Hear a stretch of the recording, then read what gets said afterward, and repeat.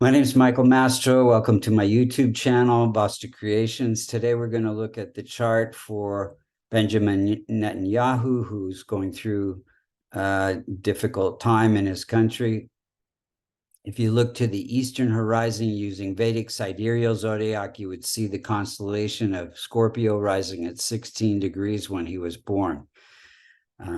First, we're going to look and see how the planets are operating, and then we'll see when they were operating at certain events in his life and what could be done to strengthen the chart and support him during this difficult time. So first, he has a very strong sun, which gives him really great leadership abilities. Sun is ruling the house of good fortune, so good fortune through Sun is ruling the career house, giving him great leadership abilities in politics. Sun itself has to do with politics, but there is a possibility of some conflict since Sun is sitting in the 12th house of now. Having the Sun placed there gives him the ability to separate from who he is to being this amazing leader. Moon is at 26 degrees. It's just slightly weak because it's more than 25 degrees, and it's afflicted by Ketu. It's ruling the house of good fortune and gives him good fortune through being out in front of the public, being a leader of the public. Mercury's at 16 degrees, close to the rising sign degree. It has a lot of impact in his chart. It is in its own sign, it's in its own house, so it gives him income through being able to communicate well and lead his country. Good ability to work with people. But there can be times of controversial speech, as we'll see in his timeline. Mars is at 3 degrees. It's a little bit weak. Any planet that's less than 5 or more than 25 has trouble with promoting its own significations. In fact, in this particular chart, it is ruling a Dustana house, so it can be challenging. It gives some conflict, some temper, some fighting nature. He was actually wounded in combat.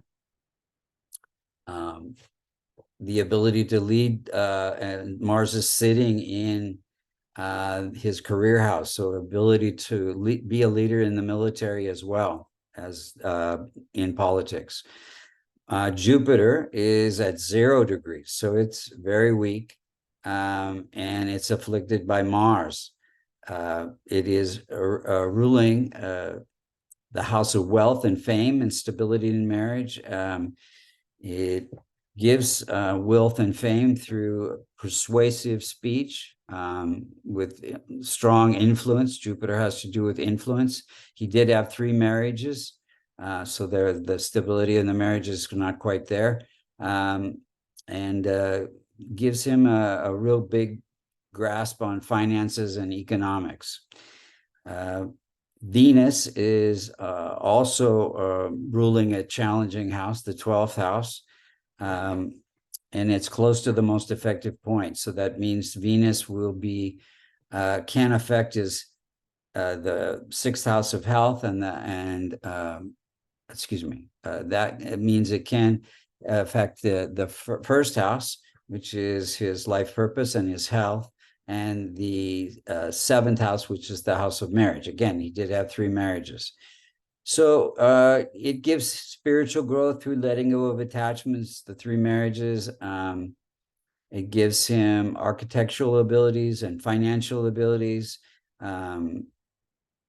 And sending in that house, first house, gives him charisma as well, which you needed to have as a leader.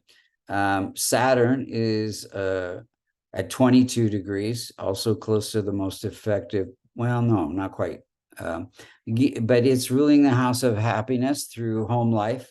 and gives him a strong sense of service to his country and through politics. Saturn is a statesman in this chart. And then we have Rahu and Ketu.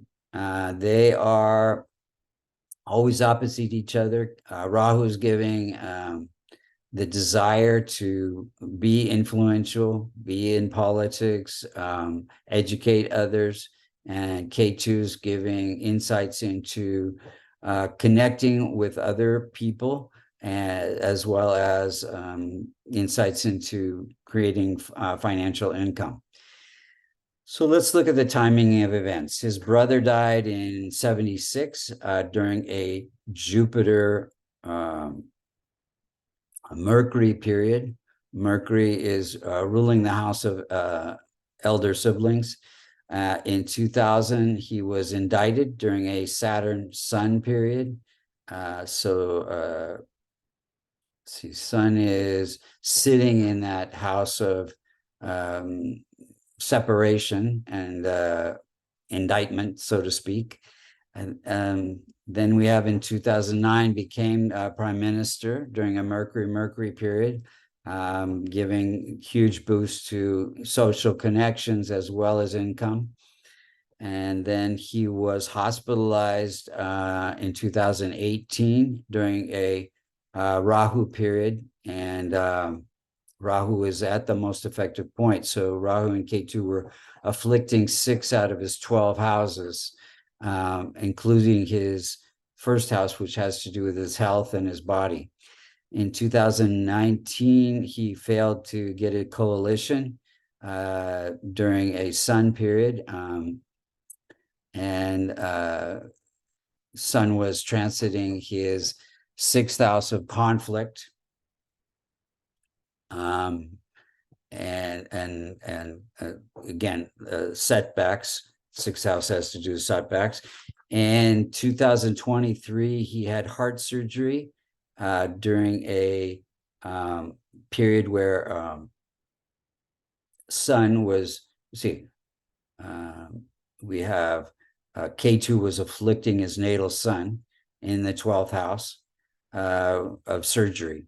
And then difficult time, Israel was attacked by Hamas on October 7th, 2023, during a Mercury period and a Mercury-Saturn period. And we can see that transit K2 was, if you look at the chart on the left, on October 7th, the outer planets are where they're transiting planets, and then the inner circle has to do with the natal planets. So his transiting K2 was afflicting Mars, which is conflict, and it's also afflicting his Sun, his ability to lead, and his Moon, which is good fortune. And that's all happening in the 12th house of secret enemies. So what could be done? We pray for his ability to guide his nation during this time, and we pray for peace and give him the strength to find a peaceful solution to this situation. Thank you so much for listening.